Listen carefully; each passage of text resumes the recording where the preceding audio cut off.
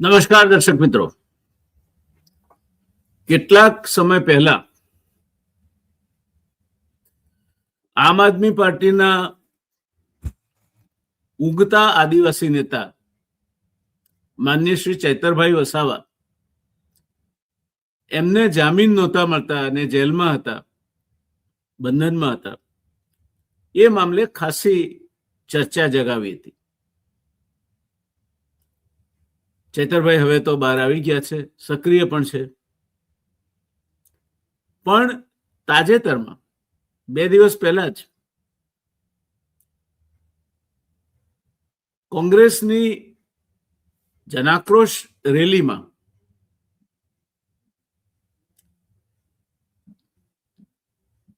દાહોદ ખાતે હાજર રહીને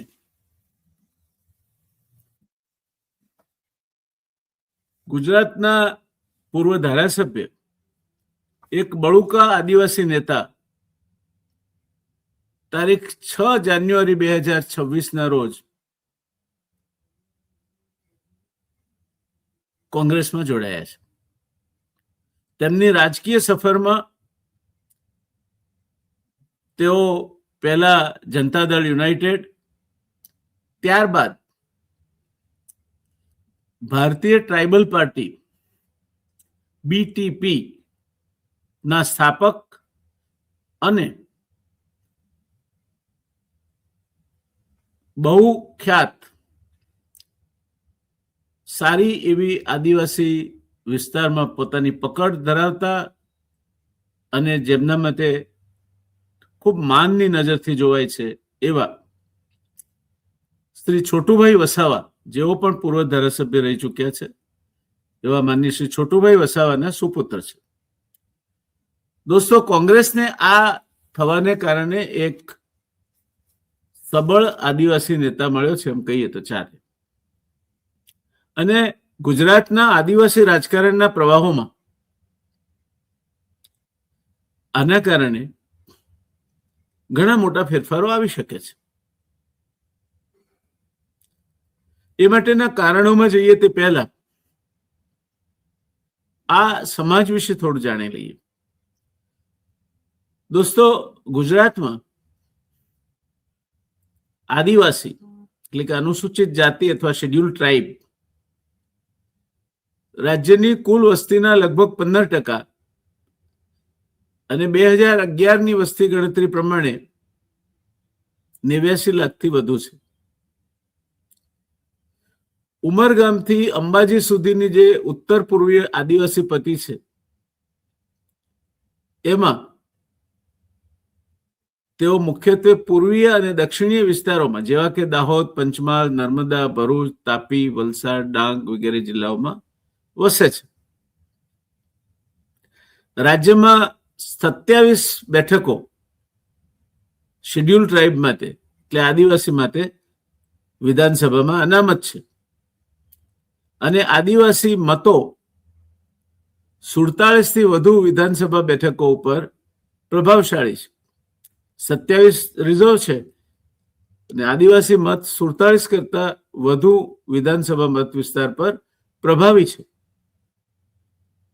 આદિવાસી રાજકારણનો ઇતિહાસ આઝાદી પૂર્વેના આંદોલનોથી શરૂ થાય છે અને આજે પણ જમીન, જંગલ, પાણી અને અધિકારોના મુદ્દાઓ પર કેન્દ્રિત છે.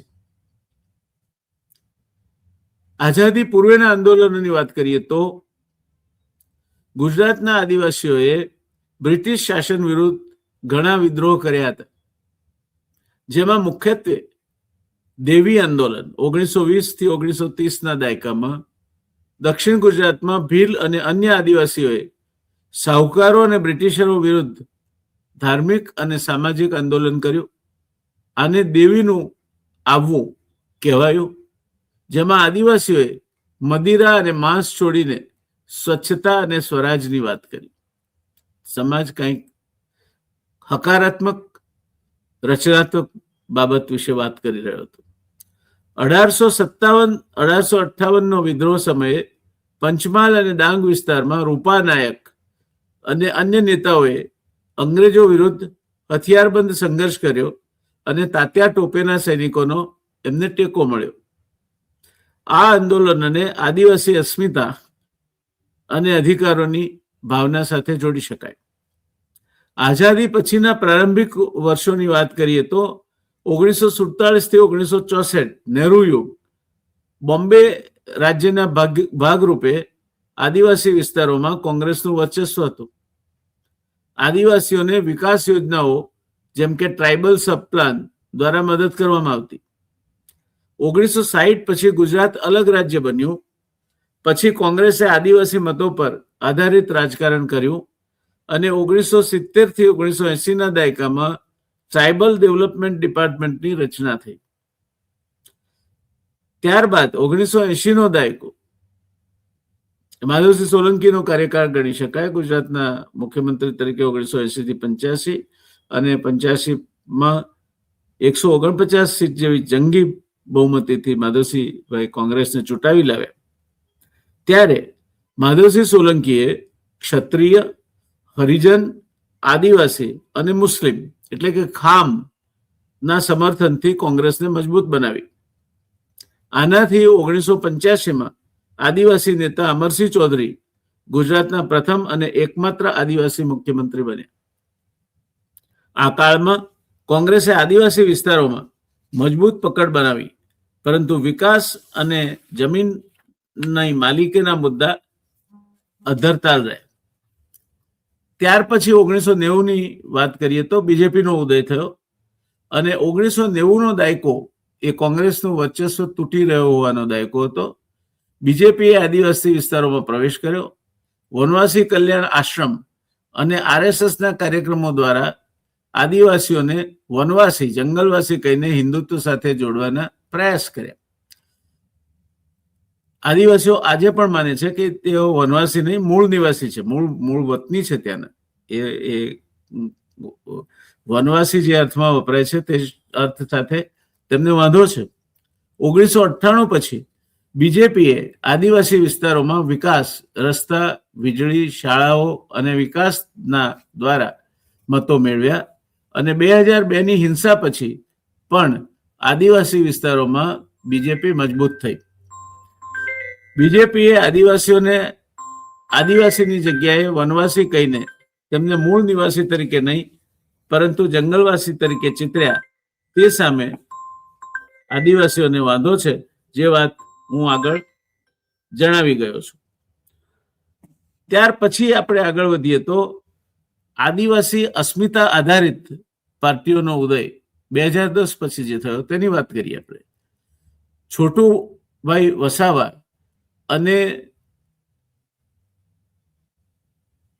બીટીપી એ આદિવાસી નેતા છોટુભાઈ વસાવા અને એ જ્યારે જનતા દળ યુનાઇટેડમાંથી જુદા પડ્યા અને 2017માં ભારતીય ટ્રાઇબલ પાર્ટી બીટીપી ની સ્થાપના કરી, તેમના પુત્ર મહેશ વસાવા સાથે મળીને 2017ની ચૂંટણીમાં 2 બેઠકો ઝઘડિયા અને ડેડિયાપાડા બીટીપી જીતી. બીટીપીએ આદિવાસી અધિકારો, જમીન અને ભિલિસ્તાન એટલે કે આદિવાસી રાજ્યની માંગ પર ધ્યાન કેન્દ્રિત કર્યું. 2022માં પાર્ટીમાં વિભાજન થયું, તેનો પ્રભાવ પણ ઘટ્યો. તાજેતરમાં 2026માં મહેશ વસાવા કોંગ્રેસમાં જોડાયા, જે આદિવાસી રાજકારણમાં નવો વળાંક છે અને મેં જે જણાવ્યું તે પ્રમાણે એમની પ્રવૃત્તિઓ, એમના પિતાશ્રીની પકડ અને બીટીપીના પ્રમુખ તરીકે પણ એમણે જે કંઈ કામગીરી કરી તે એ વિસ્તારમાંથી પોતે ધારાસભ્ય રહી ચૂક્યા છે. એ બધી બાબતો જોઈએ તો કોંગ્રેસ પાસે એમના ગજાના કોઈ આદિવાસી નેતા નહોતા. મહેશ વસાવાના કોંગ્રેસમાં જોડાવાથી કોંગ્રેસને એક લડાયક આદિવાસી નેતા મળે છે એમ કેવું જરાય અતિશયોક્તિ નહીં ગણાય. વર્તમાન મુદ્દાઓ અને પડકારો કયા છે તો વિકાસ વિરુદ્ધ અધિકારો, સ્ટેચ્યુ ઓફ યુનિટી, પાર તાપી નર્મદા લિંક પ્રોજેક્ટ જેવા પ્રોજેક્ટ પર આદિવાસીઓને એમની મૂળ જગ્યાએથી વિસ્થાપિત કરીને બીજે અડસેલી દેવાય છે, તેને કારણે મોટો વિરોધ થયો છે. ધાર્મિક અસ્મિતા, હિન્દુત્વ અને ખ્રિસ્તી મિશનરીઓ વચ્ચે આદિવાસીઓ વિભાજિત છે. ખ્રિસ્તી મિશનરીનું કામ પર આદિવાસીઓમાં સતત આગળ વધી રહ્યું છે અને રાષ્ટ્રીય સ્વયંસેવક સંઘ પણ ત્યાં પ્રવૃત્ત છે. એની જુદી જુદી પરિવાર શાખાઓ પણ ત્યાં પ્રવૃત્ત છે. એમ એક બાજુ હિન્દુત્વની વાત છે, બીજી બાજુ ક્રિશ્ચિયાનિટીની વાત છે. રાજકીય વિભાજન, આદિવાસી મતો હવે બીજેપી અને આમ આદમી પાર્ટી વચ્ચે વહેંચાયેલા છે.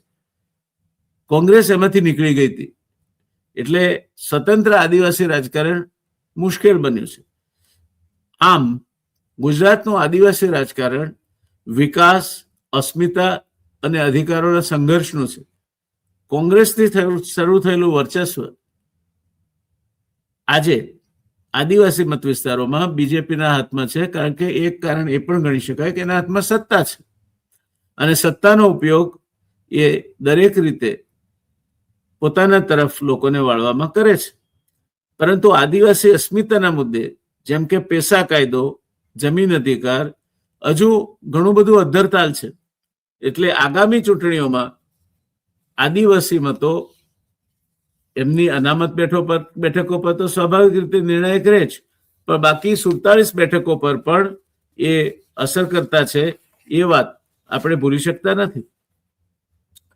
આ સંયોગોમાં છોટુ વસાવા અને બીટીપીની વાત કરી લઈએ તો માનનીય છોટુભાઈ વસાવા ગુજરાતના એક મોટા ગજાના આદિવાસી નેતા છે.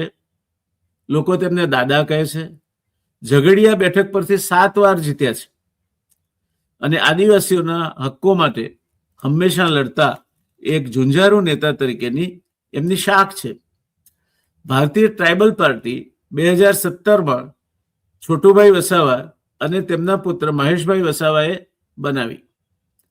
આદિવાસીઓના હક્કો માટે લડતી આ પાર્ટી હશે એ વાત ઉપર 2017માં 2 સીટ એ લોકો જીત્યા અને વિધાનસભામાં બીટીપીનો પ્રવેશ થયો. ઝઘડિયા અને ડેડિયાપાડા સીટો પરથી મહેશભાઈ અને છોટુભાઈ જીત્યા અને વિધાનસભામાં બીટીપીનો પ્રવેશ થયો. 2022 પછી પાર્ટીમાં ઝઘડો થયો. મહેશ વસાવા હમણાં તાજેતરમાં 6 જાન્યુઆરીના રોજ કોંગ્રેસમાં જોડાયા છે. હમણાંની સ્થિતિ જોઈએ તો બીટીપી હવે લગભગ નામશેષ થવા તરફ આગળ વધી રહી છે. માનની છોટુભાઈ વસાવા હજુ આદિવાસીઓ માટે કામ કરે છે, આદિવાસીઓનો અવાજ છે, પણ બીટીપી હવે મજબૂત નથી અને વધતી જતી ઉંમર એ છોટુભાઈના રસ્તામાં એક મોટું અવરોધક પરિબળ છે. તે વાત પણ સ્વીકારવી પડે. એ સામે મહેશ વસાવા કોંગ્રેસમાં જોડાવાથી કોંગ્રેસને આદિવાસી વિસ્તારોમાં અત્યાર સુધી જે કોઈ ઝુંઝારૂ નેતા નહોતો તેના બદલે મજબૂતી મળશે.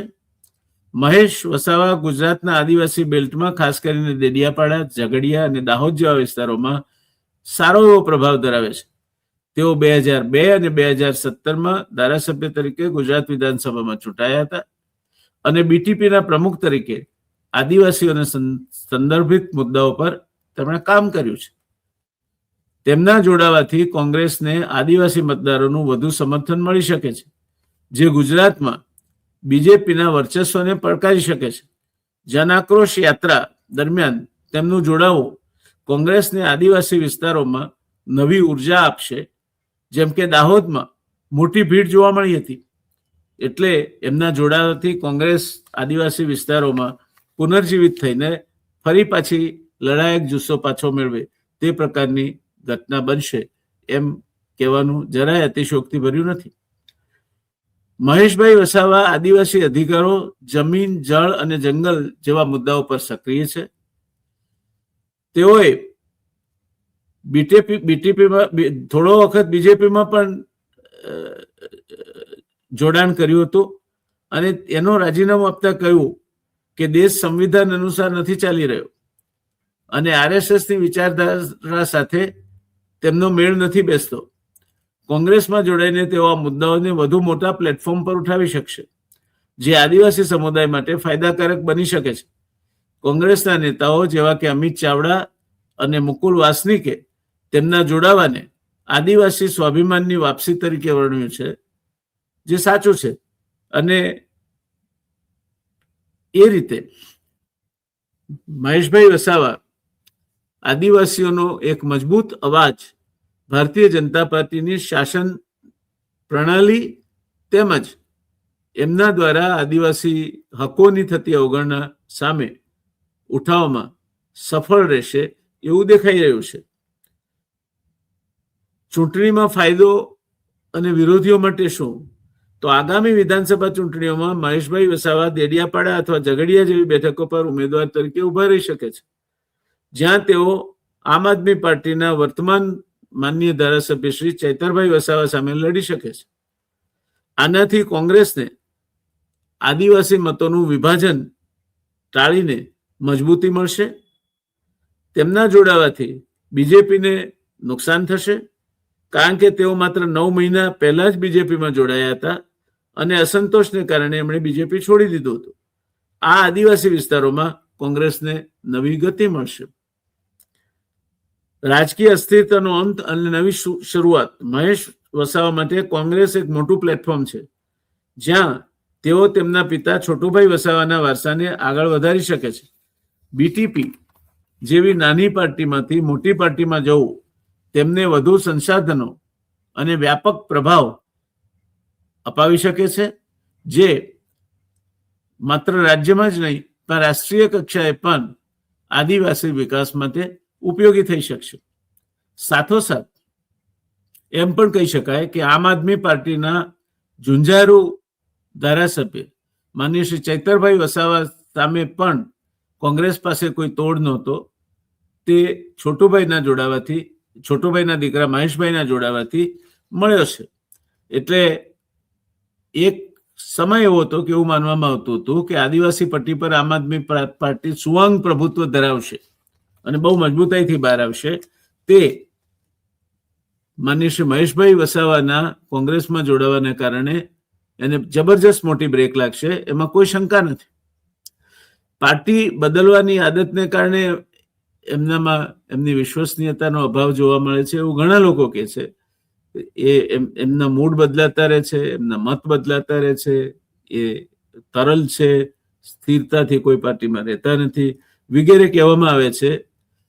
એની સાથોસાથ કોંગ્રેસમાં પણ તેમના જોડાવાથી આંતરિક વિરોધ ઉભો થઈ શકે છે. જોકે વ્યક્તિગત રીતે મારું માનવું છે કે કોંગ્રેસ પાસે આવો સબળ નેતા નહોતો અને એની ગેરહાજરીમાં ચૈતર વસાવા અને કંઈક અંશે પોતાના પૂરતું મનસુખ વસાવા એ કોંગ્રેસના આદિવાસી વિસ્તારમાં પ્રભાવને રોકવામાં જબરજસ્ત મોટો પડકાર બનીને ઉભા રહ્યા હતા. મહેશભાઈ એના સામે એક મજબૂત સંરક્ષક બનીને આદિવાસીઓના આવાસ તરીકે બહાર આવશે અને કોંગ્રેસને આદિવાસી બેલ્ટમાં એક સારું એવું સ્થાન મળશે, એમાં કોઈ શંકા નથી. બીજેપી સ્વાભાવિક છે, એને છોડીને એ કોંગ્રેસમાં જોડાય છે, એટલે એમના જોડાવાને અને એમની અસ્થિર વિચાર શ્રેણીને બીજેપી પ્રાધાન્ય આપીને એક યા બીજી રીતે એમના પર પેચ કસી શકે છે. અસંતોષને કારણે તેમણે બીજેપીમાંથી રાજીનામું આપ્યું છે, એ હકીકત છે. ત્યારે આ જ કારણ કોંગ્રેસ માટે પણ સમસ્યા બની શકે છે. વધુમાં આમ આદમી પાર્ટી જેવી પાર્ટીઓ આદિવાસી વિસ્તારોમાં મજબૂત છે અને મહેશ વસાવાનું કોંગ્રેસમાં જોડાવું તેમને વધુ પડકારી શકે છે. પરંતુ જો મહેશ વસાવા હારી જાય તો કોંગ્રેસને ભારે નુકસાન થશે અને મહેશ વસાવા જીતે અને પોતાનું વર્ચસ્વ પુનઃ સ્થાપિત કરી શકે તો આમ આદમી પાર્ટી સામે એક મજબૂત પડકાર તરીકે આદિવાસી પટ્ટીમાં કોંગ્રેસ ઉપસીને બહાર આવશે. આદિવાસી એકતા અને લાંબા ગાળાની અનિશ્ચિતતાની જે અત્યારે માહોલ છે, એમાં મહેશ વસાવા મજબૂત બનીને બહાર આવે તો કોંગ્રેસ રાષ્ટ્રીય પાર્ટી તરીકે, રાષ્ટ્રીય પક્ષ તરીકે એક મજબૂત વિકલ્પ આપી શકશે એવું અત્યારે કહી શકાય. આમ મહેશ વસાવાના કોંગ્રેસમાં જોડાવાથી ગુજરાતના આદિવાસી રાજકારણને નવી દિશા પ્રાપ્ત થઈ શકે છે. ખાસ કરીને કોંગ્રેસને મજબૂતી આપીને તેઓ કોંગ્રેસમાં આદિવાસી વિસ્તારોમાં જે અત્યારે હતાશાનું વાતાવરણ હતું એમાં નવો પ્રાણ ફૂંકી શકે છે. જોકે તેમની અગાઉની પાર્ટી બદલવાની ટેવને કારણે વિશ્વસનીયતા અને આંતરિક વિરોધ જેવા પડકારો તેમની સામે ઊભા છે. આ નિર્ણયની ખરી અસર આગામી ચૂંટણીઓમાં જોવા મળશે, જ્યાં તે આદિવાસી મતદારોને કેટલા પ્રભાવિત કરે છે તેના પર આધાર રહેશે. પણ દાહોદમાં જે પ્રકારની ભીડ ઉમટી હતી તે જોતા લાગે છે કે મહેશ વસાવા કોંગ્રેસમાં જોડાયા તેને કુલ મળીને આદિવાસી સમાજે આવકાર્યા છે. આ રાજકીય ચાલ ગુજરાતમાં બીજેપીના વર્ચસ્વને આદિવાસી વિસ્તારમાં તોડવાની દિશામાં એક મહત્વનું પગલું બની શકે, પરંતુ તેના માટે કોંગ્રેસને આદિવાસી મુદ્દાઓ પર મજબૂત અને સ્પષ્ટ વલણ અપનાવવું પડશે. એટલું જ નહીં, પણ કંઈક અંશે મહેશ વસાવા દોરે તે પ્રમાણે ચાલવું પડશે. તેવી સ્થિતિનું પણ નિર્માણ થાય એ શક્યતાઓ નકારી શકાતી નથી. ટૂંકમાં સમારોપમાં એમ કહી શકાય દોસ્તો કે મહેશ વસાવા 2 વખત ગુજરાત વિધાનસભામાં ધારાસભ્ય રહી ચૂક્યા છે, ભારત ટ્રાઇબલ પાર્ટીના પ્રમુખ રહી ચૂક્યા છે. માનનીય છોટુભાઈ વસાવા જે 7 વખત ધારાસભ્ય તરીકે ચૂંટાયા છે એમના દીકરા છે, અને એ રીતે એમની પાસે મજબૂત પૈતૃક વારસો છે. જોકે બાપ દીકરા વચ્ચે ઘણા મતભેદો છે એવું પણ કહેવાય છે. એમના કોંગ્રેસમાં જોડાવાથી કમસે કમ અત્યાર સુધી આમ આદમી પાર્ટીને અથવા ભારતીય જનતા પાર્ટીને કોઈ પડકાર નહોતો. એવું હતું કે જે કઈ લડાઈ છે તે આમ આદમી પાર્ટી અને ભારતીય જનતા પાર્ટી વચ્ચે જ છે, અને એમાં ચૈતર વસાવાની કામગીરી અને પ્રશ્નોને રજૂ કરવાની એમની ઝુંઝારૂ રીત રસમને કારણે બહુ ઝડપથી તેઓ આદિવાસી પટ્ટીમાં પોતાનું સ્થાન જમાવી રહ્યા છે. એ આખી વાતને ભાઈ મહેશ વસાવાના કોંગ્રેસમાં જોડાવાને કારણે આંચકો લાગશે એમાં કોઈ શંકા નથી. તો બસ આજે આટલું જ. રાહ જોઈએ. આપણે મહેશ વસાવાને શુભકામનાઓ ઈચ્છીએ અને આપણે રાહ જોઈએ કે એમના જોડાવાથી કયા પ્રકારના પરિવર્તનો આવે છે, કઈ રીતે એ આદિવાસી વિસ્તારમાં પોતાનું નેતૃત્વ પ્રસ્થાપિત કરે છે, કઈ રીતે અત્યારે જે લોકો કોંગ્રેસ સાથે જોડાયેલા છે એમને સાથે લઈને ચાલવામાં સફળ રહે છે,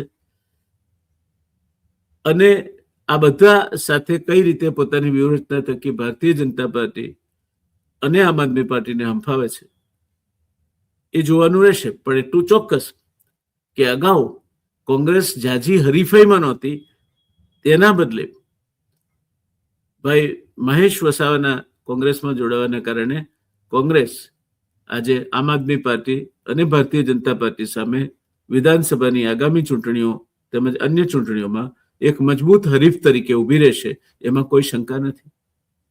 તો બસ આજે આટલું જ. મહેશ વસાવા કોંગ્રેસમાં જોડાયા એનાથી આદિવાસી રાજકારણમાં શું ફરક પડશે તેની વિગતે વાત આપની સમક્ષ મૂકી, વિગતો સાથે મૂકી. કોઈ પણ પ્રકારના એમાં રાજકીય રંગો પૂર્યા વગર મૂકી છે. મને લાગે છે કે ગુજરાતની રાજનીતિને, તેમાં ખાસ કરીને ઉમરગામથી અંબાજી સુધીની આદિવાસી પટ્ટીમાં જે આદિવાસી મતો અને રાજનીતિ છે તેને સમજવામાં આપને એ મદદરૂપ બનશે. આપને આ કાર્યક્રમ કેવો લાગ્યો તે કોમેન્ટમાં લખશો તો આનંદ થશે. અને હા, તમે જો હજુ સુધી સબસ્ક્રાઇબ ન કર્યું હોય તો કરી દેજો, અને તમારા મિત્રો અને સગા સંબંધીઓને પણ આપણી સાથે જોડવાનો પ્રયત્ન કરશો તો વધુ ને વધુ લોકોના માધ્યમ થકી આપણે આજે મહેનત કરીને સાચી સમજ દર્શક મિત્રો સામે મૂકવાનો પ્રયત્ન કરીએ છીએ એને વેગ મળશે.